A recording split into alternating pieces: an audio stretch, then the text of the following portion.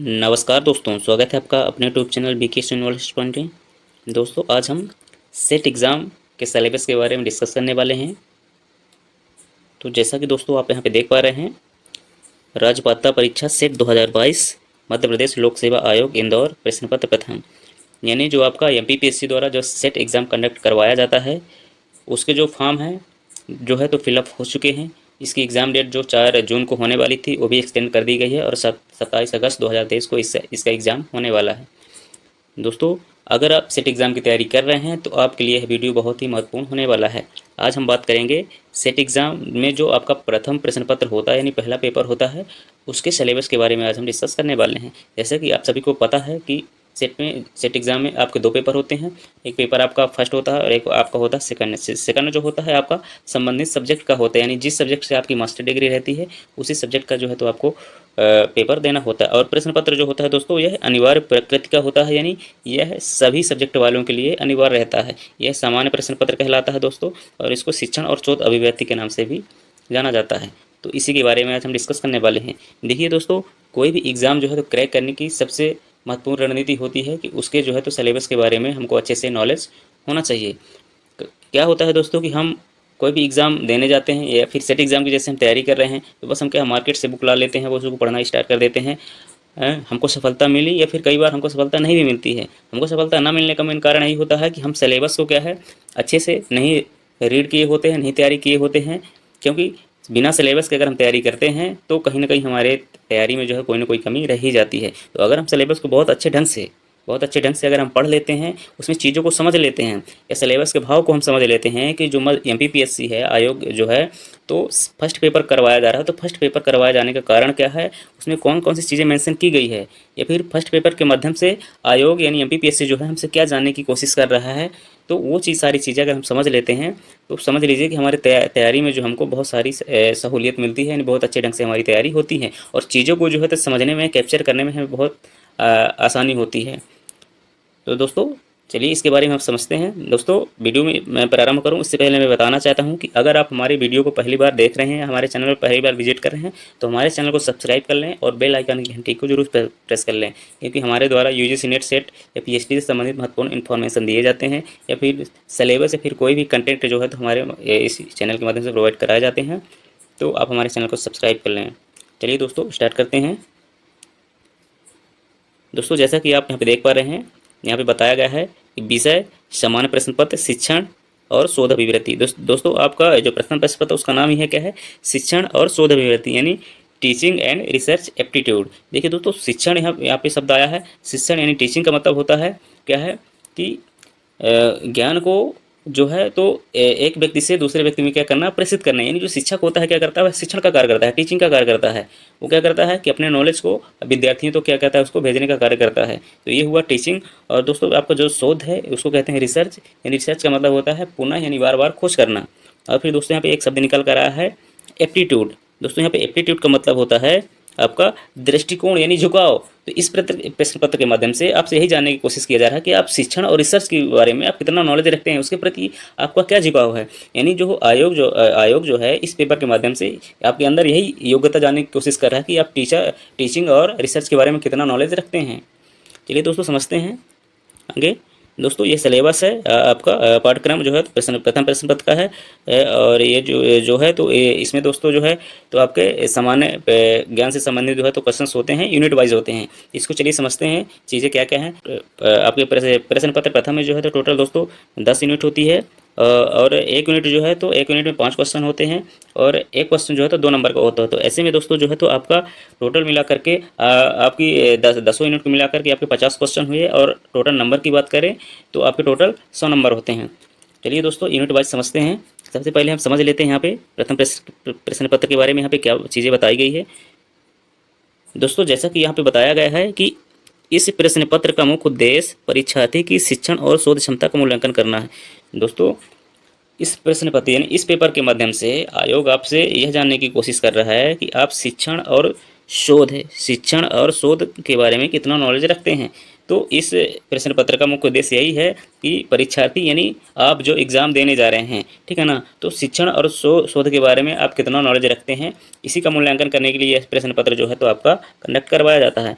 फिर साथ ही दोस्तों यहाँ पे आता है, इस परीक्षा का उद्देश्य शिक्षण और शोध अभिव्यक्ति का मूल्यांकन करना है। यानी जो आपका सेट एग्जाम है, सेट एग्जाम की परीक्षा का मुख्य उद्देश्य क्या है? शिक्षण और शोध अभिव्यक्ति का मूल्यांकन करना है। यानी आप जो है टीचिंग और रिसर्च के बारे में जो है तो कितना नॉलेज रखते हैं, इस चीज़ का मूल्यांकन करने के लिए जो है पेपर आपको कंडक्ट करवाया जाता है। साथ ही दोस्तों आगे समझते हैं, उनसे अपेक्षा है कि परीक्षार्थी के पास संज्ञानात्मक क्षमता हो। उनसे अपेक्षा है मतलब कि शिक्षार्थियों से यह अपेक्षा की जाती है कि उनके पास संज्ञानात्मक क्षमता हो और वो इसको प्रदर्शित कर सके। देखिए दोस्तों यहाँ पे एक शब्द निकल कर आया है, संज्ञानात्मक। संज्ञानात्मक में दोस्तों इंग्लिश टर्म की बात करें तो इसका मतलब होता है कॉग्निटिव। संज्ञानात्मक का मतलब दोस्तों किसी बात, किसी चीज़ को लेकर क्या करना, उसको संज्ञान में लेना, यानी एक्शन लेना। जैसे कि आप ज़्यादातर सुने होंगे कि पुलिस के सामने अगर कोई भी घटना आती है तो पुलिस क्या है, उस चीज़ के बारे में तुरंत संज्ञान लेती है, यानी तुरंत एक्शन मोड में आ जाती है कि ये कैसे, क्यों, कैसे हुआ, ये सारी चीज़। तो यही संज्ञानात्मक जो है होता है। तो मतलब संज्ञानात्मक का मतलब दोस्तों यहाँ पे होता है कि जैसे आप अगर हायर एजुकेशन के क्षेत्र में जा रहे हैं तो आप स्वाभाविक टीचिंग करेंगे, शिक्षण करेंगे। तो मान लीजिए कोई विद्यार्थी नहीं पढ़ रहा है या फिर आपके क्लास में जो है तो विद्यार्थी लगातार जो है तो एब्सेंट हो रहे हैं, नहीं आ रहे हैं, तो आप जो है तुरंत संज्ञान लेंगे इस चीज़ का कि भाई हमारे क्लास में जो है तो बच्चे क्यों नहीं आ रहे हैं, क्या रीज़न है, पढ़ नहीं रहे हैं, तो उसका क्या रीज़न है। तो उसके प्रति जो आप एक्शन लेंगे उसी चीज़ को क्या कहते हैं, संज्ञान में लेना। तो इसमें जो है तो यही परीक्षार्थी से यही अपेक्षा की जाती है कि उसके पास संज्ञानात्मक क्षमता हो और उस क्षमता को क्या कर सके, प्रदर्शित कर सके। फिर चलिए समझते हैं। फिर यहाँ पे संज्ञानात्मक क्षमता में विस्तृत बोध, यानी विस्तृत बोध का मतलब होता है कंप्रहेंशन, यानी किसी चीज़ को क्या है, किसी के भाव को समझना, मतलब संज्ञानात्मक, इसमें संज्ञानात्मक क्षमता में यही सारी चीज़ें हैं कि विस्तृत बोध और विश्लेषण यानी एनालिसिस करना और मूल्यांकन करना, साथ ही तर्क संरचना की समझ।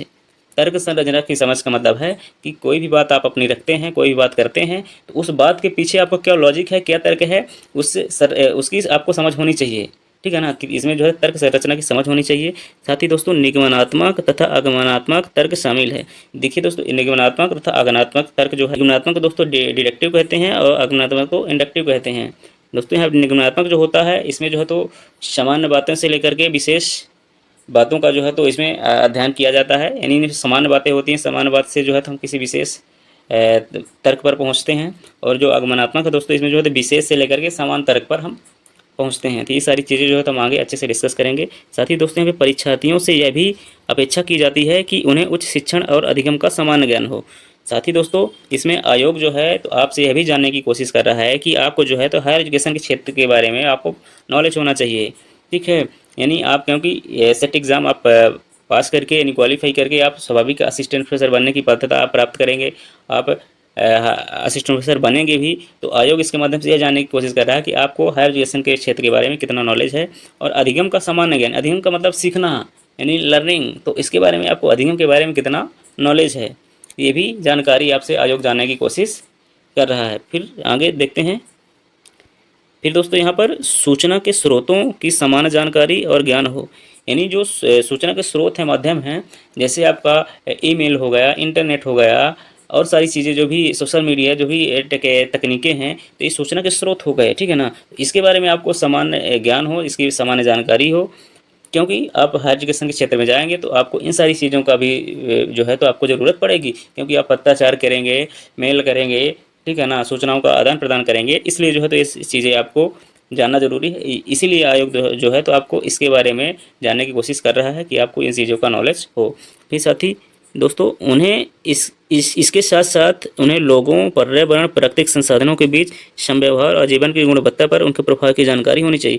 दोस्तों यहाँ पर ये भी पूछा जा रहा है कि यानी जो परीक्षार्थी है, तो यानी जो आप हैं, क्योंकि आप एग्ज़ाम देने जा रहे हैं, तो आपसे यह अपेक्षा की जाती है कि आप लोग और पर्यावरण और प्राकृतिक संसाधनों के बीच जो समव्यवहार होता है, ठीक है ना, साथ ही लोगों के जीवन की गुणवत्ता पर उनके प्रभाव की जानकारी भी आपको होनी चाहिए। यानी जो पर्यावरण के बीच जो है तो मनुष्य व्यवहार करता है और उस पर्यावरण का मनुष्य पर क्या प्रभाव पड़ता है, ये सारी चीज़ें भी आपको यहाँ पे जाननी होती है। फिर यहाँ पे विस्तृत पाठ्यक्रम विवरण इस प्रकार है। आप चलिए समझते हैं विस्तृत पाठ्यक्रम के बारे में। इसके बारे में यूनिट वाइज हम समझते हैं। दोस्तों मैं फिर से कहना चाह रहा हूँ कि अगर यह वीडियो आपको पसंद आ रहा हो तो लाइक करें और कमेंट करें। चलिए समझते हैं। दोस्तों आपकी यहाँ पे हो जाती है पहली यूनिट दोस्तों यहाँ पे आपका शिक्षण अभिवृत्ति यानी दोस्तों इसको कहेंगे आप टीचिंग एप्टीट्यूड। दोस्तों आपके इसमें फर्स्ट यूनिट में जो है तो टीचिंग एप्टीट्यूड जो दी गई है, तो इसके माध्यम से आयोग आपसे यह जानने की कोशिश कर रहा है कि आप शिक्षण यानी टीचिंग के बारे में कितना नॉलेज रखते हैं, आपका शिक्षण के प्रति कितना झुकाव है। क्योंकि यह पात्रता परीक्षा है आपका असिस्टेंट प्रोफेसर बनने की, तो आपको शिक्षण के बारे में नॉलेज होना चाहिए। चलिए दोस्तों, इसमें क्या क्या चीज़ें मेंशन की गई है, क्या क्या आपको पढ़ना रहेगा, चलिए समझते हैं। दोस्तों यहाँ पर बताया गया है, पहले में आप देख पा रहे हैं कि यहाँ पे शिक्षण अवधारणा, उद्देश्य, शिक्षण का स्तर में दोस्तों इस स्मरण शक्ति, समझ और विचारात्मक, साथ ही दोस्तों शिक्षण की विशेषताएं और मूल अपेक्षाएं। दोस्तों आपके यूनिट फर्स्ट में जो है तो आपके यहाँ पे शिक्षण की अवधारणाएं आपको पता होनी चाहिए, साथ ही शिक्षण का उद्देश्य पता होना चाहिए, और शिक्षण का स्तर जैसे मेमोरी लेवल हो गया यानी स्मरण शक्ति हो गया, अंडरस्टैंडिंग लेवल यानी आपका समझ शक्ति हो गया, और विचारात्मक यानी रिफ्लेक्टिव लेवल हो गया। साथ ही दोस्तों शिक्षण की विशेषताएं और इसकी मूल अपेक्षाएं क्या है, ये भी आपको यहाँ पे पढ़ना है। फिर दोस्तों आगे यहाँ पे आपको पढ़ना रहेगा कि शिक्षार्थी की विशेषताएं, यानी शिक्षार्थी का मतलब है कि जैसे शिक्षक होता है और पाठ्यक्रम होता है और शिक्षार्थी होता है। तो जो है शिक्षक क्या करता है, पाठ्यक्रम को जो है तो शिक्षार्थी को क्या करता है, उनको प्रेषित करता है, यानी पाठ्यक्रम के ज्ञान को क्या करता है, शिक्षार्थी तक पहुंचाता है। तो यही शिक्षार्थी की विशेषताएं, यानी जो लर्नर्स होते हैं उनकी विशेषताएं क्या है। साथ ही दोस्तों यहाँ पे किशोर और वयस्क शिक्षार्थी होते हैं, उनकी अपेक्षाएं कौन कौन सी है। साथ ही दोस्तों शैक्षिक, सामाजिक, भावनात्मक और संज्ञानात्मक या व्यक्तिगत भिन्नताएं, यानी जो शिक्षार्थी होते हैं उनमें जो है तो भिन्नताएं भी होती हैं, जैसे शैक्षणिक रूप से, सामाजिक रूप से, भावनात्मक रूप से या संज्ञानात्मक रूप से या व्यक्तिगत रूप से भिन्नताएं होती है। ये सारी चीज़ें भी आपको इस सिलेबस में पढ़ना रहता है। फिर दोस्तों चलिए आगे देखते हैं। फिर यहाँ पे दोस्तों बताया गया है कि शिक्षण प्रभावक तत्व। शिक्षण प्रभावक तत्व का मतलब होता है कि ऐसी कौन सी चीज़ें हैं तो क्या करती है, शिक्षण को प्रभावित करने का कार्य करती है। तो इसमें है दोस्तों, जैसा कि यहाँ पे देख पा रहे हैं आप कि शिक्षक, सहायक सामग्री, संस्थागत सुविधाएं और शैक्षिक वातावरण। बिल्कुल दोस्तों, शिक्षण को शिक्षक भी प्रभावित करता है, क्योंकि शिक्षक अगर बहुत अच्छा है, उनको बहुत अच्छा नॉलेज है, ठीक है ना, तो क्या है, या कम्युनिकेशन स्किल बहुत अच्छा है, तो वो क्या है बहुत ढंग से जो है तो टीचिंग को अच्छे ढंग से जो है तो कर पाते हैं। तो और फिर साथ ही दोस्तों सहायक सामग्री, यानी जो शिक्षण में जो सारी चीज़ें होती हैं, जो सामग्रियाँ जो है तो यूज होती हैं, चाहे आपका डिजिटल बोर्ड हो गया, चाहे चौक हो गया, डस्टर हो गया, बोर्ड हो गया, ब्लैक बोर्ड हो गया, ये सारी चीज़ें, बुक्स हो गई, तो ये शिक्षण सहायक सामग्री होती हैं, इनका भी क्या है शिक्षण पर प्रभाव पड़ता है। साथ ही दोस्तों संस्थागत सुविधाएँ, यानी संस्था में जितनी अच्छी सुविधाएँ रहेंगी उतना ही अच्छे ढंग से शिक्षण कार्य किया जा सकता है। तो शिक्षण सुविधाएँ भी जो है तो शिक्षण को प्रभावित करती है। और शैक्षिक वातावरण भी, अगर वहाँ का वातावरण बहुत अच्छा है, शांत माहौल है, तो वहाँ का जो है तो मतलब जो है तो एजुकेशन सिस्टम भी क्या है बहुत अच्छा रहेगा। यानी तो ये यानी शिक्षण के प्रभावक तत्व हो गए शिक्षक, सहायक सामग्री, संस्थागत सुविधाएं और शैक्षिक वातावरण। ये सारी चीज़ें आपको सिलेबस में दी गई हैं, ये भी पढ़ना रहेगा। फिर साथ ही दोस्तों आगे देखते हैं। फिर यहाँ पे दोस्तों बताया गया है उच्च अधिगम संस्थाओं में शिक्षण की पद्धति, मतलब उच्च अधिगम यानी जो है तो हायर एजुकेशन में जो संस्थाएँ हैं उनमें जो है तो शिक्षण की पद्धति कौन कौन सी है, जैसे अध्यापक केंद्रित बनाम शिक्षार्थी केंद्रित। यानी शिक्षण की पद्धति जो होती है, एक तो होती है जो अध्यापक केंद्रित होती है और दूसरी जो होती है शिक्षार्थी केंद्रित होती है। ये चीज़ें आपको इसमें सिलेबस में पढ़ना है।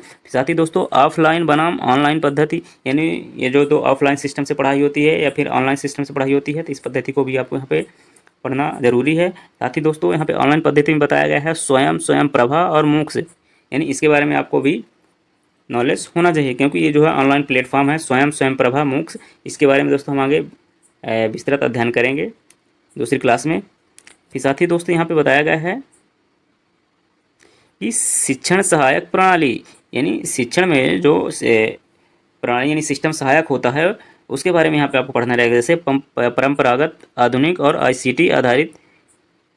मतलब कि जैसे पहले जो शिक्षण होती थी क्या है, परंपरागत आधार पर कहलाई, यानी जो पहले जो है तो जिस आधार पर शिक्षण कार्य किया जाता था। फिर आधुनिक रूप से शिक्षण जो है तो किस प्रकार से किया जा रहा है, कौन सा सिस्टम यूज़ किया जा रहा है। और साथ ही दोस्तों फिर आईसीटी आधारित, क्योंकि आज का समय क्या है जो है तो नव प्रवर्तन का युग है, इनोवेशन का युग है। आज के समय में जो है तो डिजिटल कक्षाएँ चल रही हैं, स्मार्ट बोर्ड के माध्यम से क्लासेस चल रही हैं, तो आईसीटी आधारित भी शिक्षा है। तो ये भी ऐसी शिक्षण की क्या है, एक प्रणाली है।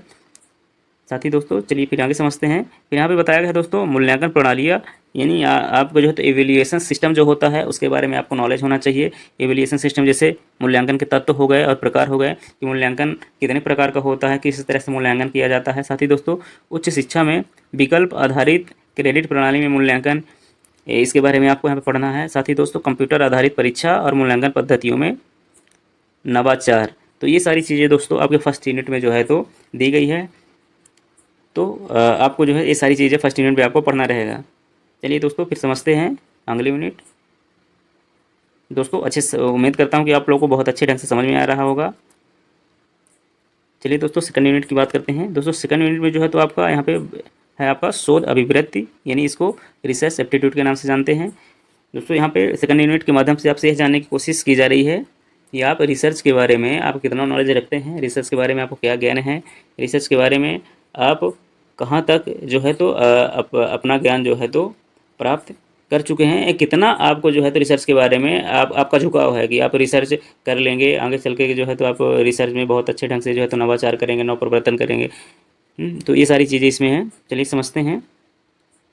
तो दोस्तों इसमें पहले चीज़ यहाँ पे बताई गई है कि शोध का अर्थ और प्रकार, विशेषताएं, प्रत्यक्ष एवं उत्तर प्रत्यक्षवाद, शोध के उपागम, यानी जो आपका इसमें जो है तो पहले शोध का अर्थ पता होना चाहिए, फिर उसके प्रकार और फिर शोध की विशेषताएं क्या होती है, ये सारी चीज़ें भी आपको पढ़ना रहेगा। फिर साथ ही दोस्तों इसमें जो है तो प्रत्यक्षवाद एवं उत्तर प्रत्यक्षवाद, शोध के उपागम जो होते हैं इसका भी आपको अध्ययन करना होगा। फिर यहाँ पे दोस्तों आपको शोध की पद्धतियाँ, जो शोध की पद्धतियाँ होती हैं दोस्तों इसका भी आपको पढ़ना होगा यहाँ पे। जैसे शोध की पद्धतियाँ, जैसे आपका प्रयोगात्मक शोध हो गया यानी एक्सपेरिमेंट रिसर्च जो हो गया, साथ ही दोस्तों आपका विवरणात्मक रिसर्च यानी डिस्क्रिप्टिव रिसर्च हो गया, ऐतिहासिक रिसर्च यानी हिस्टोरिकल रिसर्च हो गया, और साथ ही दोस्तों यहाँ पे गुणात्मक एवं मात्रात्मक रिसर्च हो गया। इसको कहेंगे दोस्तों क्वालिटेटिव एंड क्वान्टिटेटिव रिसर्च। दोस्तों यहाँ पे शोध की पद्धतियाँ का भी आपको अध्ययन करना होगा। साथ ही दोस्तों आगे फिर इसमें शोध के चरण, यानी शोध जो है आपका कितने चरणों से होकर गुजरता है, आपके शोध को चरण का भी इसमें अध्ययन करना है दोस्तों, क्योंकि इनसे संबंधित ही क्वेश्चन बनते हैं आपके पेपर में। चलिए दोस्तों फिर आगे समझते हैं। फिर दोस्तों में बताया गया है कि शोध प्रबंध और आलेख लेखन, साथ ही दोस्तों फॉर्मेट और संदर्भ की शैली, इन जो आप रिसर्च करेंगे, रिसर्च के बाद फाइनली जो आपका रिसर्च का जो है तो आपका निष्कर्ष निकल कर आएगा, यानी जो आप थीसिस वगैरह लिखेंगे या फिर आर्टिकल्स वगैरह लिखेंगे तो उसके बारे में आपको जो है तो जानकारी होनी चाहिए। साथ ही दोस्तों उसका फॉर्मेट क्या है और संदर्भ शैली, रेफरेंस की जो है तो स्टाइल जो है तो आपको कौन सी यूज़ करना है, इस चीज़ के बारे में भी आपको इसमें नॉलेज होना चाहिए। तो ये सारी चीज़ें इसमें आपको पढ़ना रहता है। साथ ही दोस्तों फिर यहाँ पे शोध है, यहाँ पर दोस्तों शोध में ICT का अनुप्रयोग, यानी जो आपके रिसर्च में जो है तो इंफॉर्मेशन एंड कम्युनिकेशन टेक्नोलॉजी का क्या उपयोग है, इसके बारे में आपको अध्ययन करना पड़ेगा। साथ ही दोस्तों शोध में नैतिकता, दोस्तों शोध में नैतिकता का मतलब होता है कि आप रिसर्च को जो है तो कितनी ईमानदारी से और कितने अच्छे ढंग से कर पा रहे हैं। तो दोस्तों ये सेकंड यूनिट रही। तो सेकंड यूनिट ये सारी चीज़ें जो है दी गई है दोस्तों, इसी के आधार पर आपको सिलेबस को कंप्लीट करना रहेगा। चलिए दोस्तों फिर आगे समझते हैं। दोस्तों फिर आपकी जो है थर्ड यूनिट होती है दोस्तों, इसको कहते हैं बोध यानी कॉम्प्रहेंसन। दोस्तों इसमें जो है तो आपको क्या है, एक गद्यांश दिया जाएगा यानी एक पैसेज दिया जाएगा। साथ ही दोस्तों इसमें जो है तो प्रश्न दिए होते हैं, और इस गद्यांश को पढ़ करके, इस गद्यांश के भाव को समझ करके कि गद्यांश क्या कह रहा है, किस चीज़ के बारे में है, ठीक है ना, तो इससे संबंधित जो क्वेश्चन होते हैं आपको दोस्तों यह इसमें आंसर देना होता है। दोस्तों यह जो यूनिट होती है कंप्रहेंशन, दोस्तों ये बहुत ही आपके लिए बहुत ही गिफ्टेड क्वेश्चन इसमें रहते हैं, क्योंकि इसमें अब बस आपको अगर पैसेज को आप अच्छे ढंग से रीड कर लेते हैं तो आप जो है तो क्वेश्चन का आंसर बहुत अच्छे ढंग से दे पाते हैं। फिर दोस्तों आपकी यहाँ पे चौथी यूनिट है। यहाँ पे दोस्तों चौथी यूनिट जो होती है कि संप्रेषण, यानी इसको दोस्तों हम कम्युनिकेशन के नाम से भी जानते हैं। दोस्तों कम्युनिकेशन आपके सिलेबस में इसलिए इंक्लूड किया गया है कि क्योंकि देखिए आप अगर सेट एग्ज़ाम क्वालिफाई कर लेते हैं तो आपके पास असिस्टेंट प्रोफेसर बनने की योग्यता प्राप्त हो जाती है। तो अगर आप असिस्टेंट प्रोफेसर बनते हैं तो आपको सब्जेक्ट के नॉलेज के साथ साथ आपको क्या है, कम्युनिकेशन स्किल भी बहुत अच्छे ढंग से होना चाहिए, क्योंकि अगर आपके पास कम्युनिकेशन स्किल नहीं है तो आप अपने ज्ञान को जो है तो शिक्षार्थी तक अच्छे ढंग से नहीं प्रेषित कर सकते हैं। या फिर आप विभाग में काम करेंगे तो आपको स्वाभाविक है पत्राचार करना पड़ेगा, आप अपने संस्था में ही करना पड़ेगा अधीनस्थों से, या फिर मतलब अदर यूनिवर्सिटी या कॉलेज से जो है आपको मेल से पत्राचार के माध्यम से जो भी हर जानकारियाँ भेजनी रहेगी या प्राप्त करनी रहेगी। तो इसलिए भी आपका जो है तो संप्रेषण का नॉलेज भी महत्वपूर्ण हो जाता है, इसलिए आपके सिलेबस में इंक्लूड किया गया है। तो दोस्तों चलिए समझते हैं। दोस्तों यहाँ पे सबसे पहले देखते हैं संप्रेषण यानी कम्युनिकेशन का अर्थ। फिर यहाँ पे दोस्तों बताया गया है कि कम्युनिकेशन का प्रकार और अभिलक्षण, यानी इसके टाइप्स क्या होते हैं और इसके अभिलक्षण कौन कौन से हैं, ये सारी चीज़ें इसमें दी गई है। फिर दोस्तों यहाँ पर प्रभावी संप्रेषण में जैसे वाचिक और गैर वाचिक संप्रेषण के बारे में आपको यहाँ पे पढ़ना रहेगा। साथ ही दोस्तों अंतः सांस्कृतिक एवं सामूहिक संप्रेषण, यानी जो है जो कल्चर्स होते हैं तो कल्चरों में जो है तो कौन कौन से कैसे संप्रेषण होता है इसके बारे में, साथ ही दोस्तों सामूहिक संप्रेषण किस तरह का होता है उसके बारे में आपको यहाँ पर नॉलेज होना चाहिए। साथ ही दोस्तों कक्षा संप्रेषण, कक्षा में किस तरह का संप्रेषण इन्फॉर्मेशन किया जाता है इसका भी आपको यहाँ पे अध्ययन करना रहेगा। दोस्तों मैं फिर से कह रहा हूँ कि सिलेबस को आप एक एक चीज़ को अच्छे से समझते चलिए, क्योंकि आपको सिलेबस के अकॉर्डिंग ही अपने एग्ज़ाम की तैयारी करना है। अगर आप सिलेबस के अकॉर्डिंग अपने एग्ज़ाम की तैयारी कर रहे हैं तो यकीन मानिए दोस्तों आपको सफलता बहुत अच्छे ढंग से मिलेगी। बस आप सिलेबस को अच्छे ढंग से तैयार करते जाएं, क्योंकि ये सिलेबस अगर आपको अच्छे ढंग से रटा हुआ है, याद है, तो आप कोई भी चीज़ें पढ़ेंगे तो आपको दिमाग में जो है तो वो अच्छी तरह से क्या है वो चीज़ बैठेगी कि हाँ इस हमारे सिलेबस का है, इस यूनिट का है, तो वो चीज़ ज़्यादा अच्छे ढंग से आपको समझ में आती है। फिर दोस्तों यहाँ पर प्रभावी संप्रेषण की बाधाएं, यानी कम्युनिकेशन में कौन कौन सी बाधाएं आती है यहाँ पे इसका ध्यान भी आपको करना रहेगा। साथ ही दोस्तों जन मीडिया एवं समाज यानी मास कम्युनिकेशन यानी मास मीडिया जो है दोस्तों इसका भी आपको यहाँ पे अध्ययन करना होता है संप्रेषण के अंतर्गत। तो दोस्तों ये रही चौथी यूनिट। चौथी यूनिट में ये सारी चीज़ें मेंशन हैं, ये चीज़ आपको पढ़ना रहेगा। चलिए दोस्तों फिर समझते हैं अगली यूनिट के बारे में। दोस्तों अगली यूनिट जो आपकी हो जाती है यहाँ पर गणितीय तर्क और अभिवृत्ति, यानी जो है आपका मैथमेटिकल्स रीजनिंग एंड एप्टीट्यूड। दोस्तों इसमें जो है तो क्या क्या चीज़ें पढ़ना रहेगा आपको। ठीक है दोस्तों, यहाँ पे आपको पढ़ना रहेगा तर्क के प्रकार, तर्क के यानी रीजनिंग के प्रकार कौन कौन से होते हैं। साथ ही दोस्तों यहाँ पे संज्ञा श्रेणी यानी इसको कहेंगे दोस्तों नंबर सीरीज, यहाँ पे अक्षर श्रेणी यानी अल्फ़ाबेट सीरीज, और दोस्तों यहाँ पे कूट और संबंध, यहाँ पे कोडिंग डिकोडिंग या फिर रिलेशनशिप की बात हो रही है। फिर दोस्तों यहाँ पे गणितीय अभिवृत्ति यानी मैथमेटिकल्स एप्टीट्यूड में दोस्तों आपका यहाँ पे अंश दिया हुआ है, समय और दूरी, अनुपात, समानुपात, प्रतिशतता, लाभ और हानि, ब्याज और छूट, औसत। तो दोस्तों आपका मैथमेटिकल्स रीजनिंग में ये सारी चीज़ें यहाँ पे मेंशन की गई है, ये सारी चीज़ें आपको पढ़ना रहेगा। ठीक है दोस्तों, फिर आगे समझते हैं। समझते हैं जो है आपकी छठवीं यूनिट में दोस्तों आपका युक्ति तर्क है, यानी इसको हम लॉजिकल रीजनिंग भी कह सकते हैं दोस्तों। तो लॉजिकल रीजनिंग में देखिए यहाँ पे जो है तो आपके लॉजिक से संबंधित क्वेश्चन पूछे जाते हैं। इसका जो है ये आपके सिलेबस में मेंशन करने का रीज़न नहीं है कि आपको लॉजिकल नॉलेज कितना है, क्योंकि देखिए आप हायर एजुकेशन के क्षेत्र में जाएंगे तो आपको बहुत ही प्रमाणित ढंग से अपनी बात रखनी होगी। किसी से कुछ भी आप वार्तालाप कर रहे हैं, कोई व्यवहार कर रहे हैं, या फिर आप आपके जो है तो संस्था में जो है तो कोई भी बात रखने का या कोई भी कारण होता है, रीज़न क्या होता है, तो उस किस लॉजिक के आधार पर, किस स्तर के आधार पर आप उस बात को रखते हैं। इसलिए भी ये सारी चीज़ें जो है तो आपसे आयोग जानने की कोशिश कर रहा था। इसमें भी बहुत सारी चीज़ें होती हैं दोस्तों, चलिए समझते हैं। दोस्तों यहाँ पहले बताया गया है कि युक्ति के ढांचे का बोध यानी लॉजिक के जो ढांचा होता है उसका बोध जो है तो आपको होना चाहिए, उसके बारे में। फिर साथ ही दोस्तों यहाँ बताया गया है युक्ति के रूप कौन कौन से यानी लॉजिक के रूप कौन कौन से होते हैं। निरुपाधिक तर्कवाक का ढांचा, इसके बारे में आपको अध्ययन करना रहेगा दोस्तों। साथ ही यहाँ पे अवस्था और आवृत्ति, इसका भी आपको यहाँ पे अध्ययन करना है। साथ ही दोस्तों औपचारिक एवं अनौपचारिक युक्ति दोष कौन कौन से हैं, इसका भी आपको यहाँ पे अध्ययन करना है, क्योंकि दोस्तों इसी संबंधित जो है तो आपके क्वेश्चन पूछे जाते हैं आपके छठवीं यूनिट से। साथ ही दोस्तों भाषा का प्रयोग और शब्दों का लक्ष्यार्थ और वस्तार्थ, साथ ही विरोध का परंपरागत वर्ग।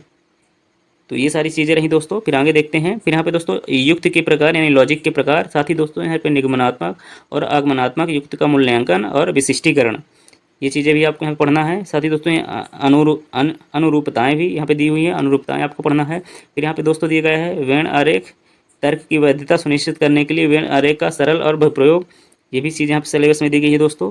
साथ ही यहाँ पे आगे दी गई है दोस्तों यहाँ पर भारतीय तर्कशास्त्र ज्ञान के साधन, और फिर यहाँ पे प्रमाण दिए गए हैं जैसे प्रत्यक्ष, अनुमान, उपमान, शब्द, अर्थापत्ति और अनुपलब्धि।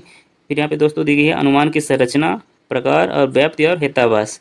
दोस्तों आपकी छठवीं यूनिट में ये सारी चीज़ें जो है तो दी गई है। आपको सिलेबस के अकॉर्डिंग ही आपको पढ़ाई करनी है, चाहे आपको किसी भी बुक का जो है तो सहारा लेना पड़े, लेकिन आपको सिलेबस के अकॉर्डिंग ही आपकी तैयारी होनी चाहिए। अगर आप सिलेबस को बहुत अच्छे ढंग से पढ़ लेते हैं तो यकीन मानिए दोस्तों कि आपकी तैयारी बहुत अच्छे ढंग से होगी और आपको सफलता सुनिश्चित है कि मिलेगी। चलिए दोस्तों समझते हैं 7वीं यूनिट में। दोस्तों 7वीं यूनिट में जो आपका दिया गया है दोस्तों, इसमें दिया गया है आंकड़ों की व्याख्या यानी डाटा इंटरप्रिटेशन। इसमें चलिए देखते हैं क्या क्या चीज़ें हैं।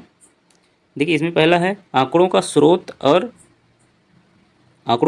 प्राप्ति और वर्गीकरण। इसमें जो है तो यानी आंकड़े यानी डाटा जो होते हैं उसके सोर्स क्या क्या है, डाटा कहाँ कहाँ से जो है तो प्राप्त होते हैं और उसका वर्गीकरण किस तरह किया जाता है। साथ ही दोस्तों यहाँ पे गुणात्मक और मात्रात्मक आंकड़े कौन कौन से हैं, इसके बारे में आपको नॉलेज होना चाहिए। फिर यहाँ पे दोस्तों जो है तो चित्रवत वर्णन, यानी जो आपके यहाँ पे बताया गया है कि bar chart, histograph, pie chart, table chart और रेखा चार्ट और आंकड़ों का मानचित्रण। ठीक है, तो ये सारी चीज़ें भी आपको यहाँ पे पढ़ना रहेगा डाटा इंटरप्रिटेशन में। साथ ही दोस्तों आंकड़ों की व्याख्या, ठीक है, आंकड़ों की व्याख्या, आंकड़े और सुशासन, यानी जो है अब डाटा और गवर्नेंस, इसका भी आपको अध्ययन यहाँ पे करना रहता है।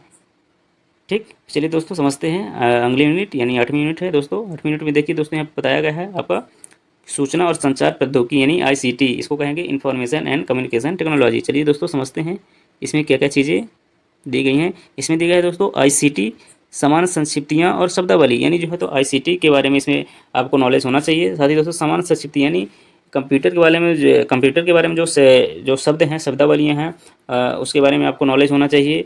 और साथ ही दोस्तों फिर आगे देखते हैं इसमें इंटरनेट, ईमेल, श्रव्य दृश्य कॉन्फ्रेंसिंग की मूलभूत बातें। यहाँ पे दोस्तों आपको इंटरनेट पढ़ना रहेगा, इंटरनेट के बारे में आपको नॉलेज होना चाहिए, ईमेल के बारे में नॉलेज होना चाहिए, श्रव्य दृश्य कॉन्फ्रेंसिंग की मूल बातें होनी चाहिए, जो वीडियो कॉन्फ्रेंसिंग होती है उसके बारे में भी आपको अच्छे ढंग से ज्ञान अध्ययन होना चाहिए। साथ ही दोस्तों यहाँ पे उच्च शिक्षा में डिजिटल पहले, यानी हायर एजुकेशन में जो है तो डिजिटली रूप से जो भी पहले हैं, जो योजनाएं हैं, जो कार्यक्रम चल रहे हैं, उसका भी आपको अच्छे ढंग से नॉलेज होना चाहिए। साथ ही दोस्तों यहाँ पे ICT और सुशासन, यानी इंफॉर्मेशन एंड कम्युनिकेशन टेक्नोलॉजी और गवर्नेंस के बारे में आपको यहाँ पे नॉलेज होना चाहिए। तो दोस्तों आपके 8वीं यूनिट में जो है तो ये सारी चीज़ें यहाँ पे मेंशन की गई है, आपको इसी सिलेबस के अकॉर्डिंग जो है तो अपनी तैयारी करना है। चलिए दोस्तों फिर समझते हैं 9वीं यूनिट। 9वीं यूनिट में दोस्तों यहाँ पे देखिए बताया गया है आपका लोक विकास और पर्यावरण, यानी जो है तो पीपल डेवलपमेंट एंड एनवायरनमेंट। दोस्तों चलिए समझते हैं आपके पर्यावरण में क्या क्या चीज़ें मेंशन की गई है जो आपको पढ़ना रहेगा। देखिए पहला तो यहाँ पे बताया गया है विकास और पर्यावरण, यानी जो आपका डेवलपमेंट एंड एनवायरनमेंट के बारे में। तो यहाँ पे बताया गया है मिलेनियम विकास और संपोषणीय विकास का लक्ष्य, यानी जो आपका मिलेनियम डेवलपमेंट गोल था और जो आपका सस्टेनेबल डेवलपमेंट गोल था, उसके लक्ष्य जो रखे गए थे, ये तो उसके बारे में आपको नॉलेज होना चाहिए। फिर यहाँ पे दोस्तों मानव और पर्यावरण व्यवहार, यानी मानव और पर्यावरण के बीच जो व्यवहार होता है उसके बारे में आपको यहाँ पे पढ़ना है। नराजातीय क्रियाकलाप और पर्यावरण पर उनके प्रभाव, यानी दोस्तों जो है तो दैनिक रूप से जो है तो मानव पर्यावरण के साथ जो क्रियाकलाप करता है और साथ ही पर्यावरण पर जो मानव का प्रभाव पड़ता है, ठीक है ना, उसका भी आपको यहाँ पे अध्ययन करना है। फिर चलिए दोस्तों यहाँ पे आगे समझते हैं। फिर यहाँ पर पर्यावरण मुद्दे, यानी पर्यावरण मुद्दे में दोस्तों जैसे स्थानीय, क्षेत्रीय और वैश्विक मुद्दे हो गए, जैसे वायु प्रदूषण, जल प्रदूषण, मृदा प्रदूषण, ध्वनि प्रदूषण, अपशिष्ट में जैसे दोस्तों ठोस, तरल, बायोमेडिकल और जोखिमपूर्ण, ये फिर इलेक्ट्रॉनिक रूप से जो अपशिष्ट होते हैं, ये सारी चीज़ें आपको यहाँ पे पढ़ना है। इससे संबंधित आपके क्वेश्चन बनते हैं और पूछे जाते हैं। साथ ही दोस्तों जलवायु परिवर्तन और इसके सामाजिक, आर्थिक तथा राजनीतिक आयाम क्या हैं, यानी दोस्तों साथ ही दोस्तों आपको जलवायु परिवर्तन से संबंधित जो है तो आपको यहाँ पे नॉलेज होना चाहिए, यानी जो है, और सामाजिक, आर्थिक तथा राजनीतिक आयाम क्या हैं इसके, ये भी आपको यहाँ पे पढ़ना है। चलिए दोस्तों फिर आगे देखते हैं।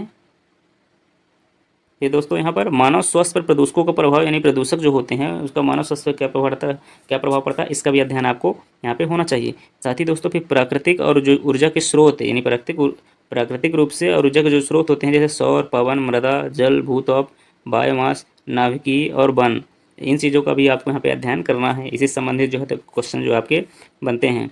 साथ ही दोस्तों फिर यहाँ पर प्राकृतिक जोखिम और आपदाएं और उसके न्यूनीकरण की युक्तियाँ क्या क्या हैं, यानी जो प्राकृतिक जोखिम होती हैं और आपदाएं होती हैं, साथ ही दोस्तों उसको कम करने की जो युक्ति होती है, तकनीक होती है, उसके बारे में आपको यहाँ पे अध्ययन करना है।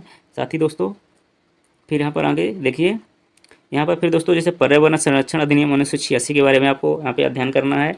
फिर जलवायु परिवर्तन संबंधी राष्ट्रीय कार्य योजना कौन कौन सी है, इसके बारे में आपको यहाँ पे अध्ययन करना है। साथ ही दोस्तों अंतर्राष्ट्रीय समझौते जो होते हैं, जो प्रयास होते हैं, उसके बारे में आपको नॉलेज होना चाहिए, जैसे मॉन्ट्रियल प्रोटोकॉल हो गया, रियो सम्मेलन हो गया, जैव विविधता सम्मेलन हो गया, क्योटो प्रोटोकॉल हो गया, पेरिस समझौता हो गया और अंतर्राष्ट्रीय शर्त संधि हो गई।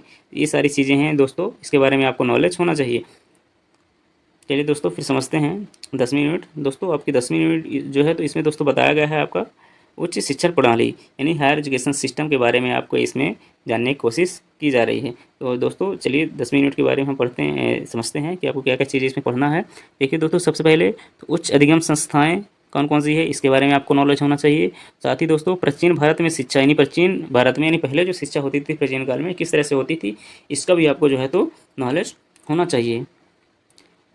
फिर दोस्तों यहाँ पर स्वतंत्रता के बाद भारत में उच्च अधिगम और शोध का उद्भव, यानी स्वतंत्रता के बाद जो भारत में उच्च शिक्षा जो होती थी, यानी उच्च अधिगम जो होता था किस तरह से होता था, तरह से दोस्तों शोध का उद्गम कब हुआ एजुकेशन में, इसके बारे में आपको यहाँ पर नॉलेज होना चाहिए। फिर दोस्तों आगे समझते हैं। फिर भारत में प्राच्य, पारंपरिक और गैर पारंपरिक अधिगम कार्यक्रम, यानी जो है तो भारत में जो है तो अधिगम यानी जो है तो लर्निंग कार्यक्रम या टीचिंग कार्यक्रम जो चल रहे थे, तो प्राचीन काल में किस तरह थे, पारंपरिक रूप से किस तरह थे, और फिर गैर पारंपरिक अधिगम जो है तो कार्यक्रम किस तरह के होते हैं, इसका भी अध्ययन आपको यहाँ पे करना रहता है। फिर दोस्तों यहाँ पे व्यावसायिक, तकनीकी और कौशल आधारित शिक्षा, यानी व्यावसायिक प्रोफेशनल रूप में और टेक्निकल रूप में, या फिर जो है तो स्किल बेस्ड जो है एजुकेशन होता है, इसके बारे में आपको यहाँ पर नॉलेज होना चाहिए दोस्तों, क्योंकि इससे संबंधित क्वेश्चन आपके इसमें पूछे जाते हैं। साथ ही दोस्तों यहाँ पर मूल्य शिक्षा और पर्यावरण शिक्षा, इसका भी आपको नॉलेज होना चाहिए, इसके बारे में आपको यहाँ पे अध्ययन करना है। फिर दोस्तों यहाँ पे नीतियाँ, पॉलिसीज़, सुशासन इन गवर्नेंस, राजनीति और प्रशासन, इसके बारे में आपको यहाँ पे अध्ययन करना है, क्योंकि ये इनसे संबंधित भी क्वेश्चन जो है एजुकेशन में पूछे जाते हैं दोस्तों। तो ये रहा सिलेबस आपका फर्स्ट पेपर का। दोस्तों मैं बार बार आपको कह रहा हूँ कि सिलेबस को जो है आप अच्छे से पढ़ लीजिए, अच्छे से तैयार कर लीजिए। आप बस ये समझ लीजिए कि आपके किस यूनिट में क्या क्या चीज़ें मेंशन हैं, क्या क्या चीज़ें आपको पढ़ना है, क्योंकि जो है तो क्वेश्चन पेपर जो बनते हैं वो सिलेबस के अकॉर्डिंग ही बनते हैं। आयोग द्वारा जो भी क्वेश्चन बनाए जाएंगे वो सिलेबस को ध्यान में रखकर ही बनाए जाएंगे। तो इसलिए जो है तो आप तैयारी अगर सिलेबस के अकॉर्डिंग कर रहे हैं, सिलेबस को अच्छे से रीड कर रहे हैं, तो आपकी तैयारी बहुत अच्छे ढंग से हो जाएगी। और दोस्तों यकीन मानिए आपको सफलता है कि निश्चित मिलेगी। आप बस मेहनत करिए, लगे रहिए, क्योंकि अभी 3 महीने का समय आपको मिल रहा है, क्योंकि आपका एग्ज़ाम जो होगा अगस्त में होने वाला है, तो आपके पास पर्याप्त समय अभी तैयारी करने का। तो दोस्तों ये रहा सिलेबस। कमेंट करके ज़रूर बताइएगा ये वीडियो कैसी लगी। दोस्तों मिलते हैं फिर नेक्स्ट वीडियो में, तब तक के लिए बाय बाय।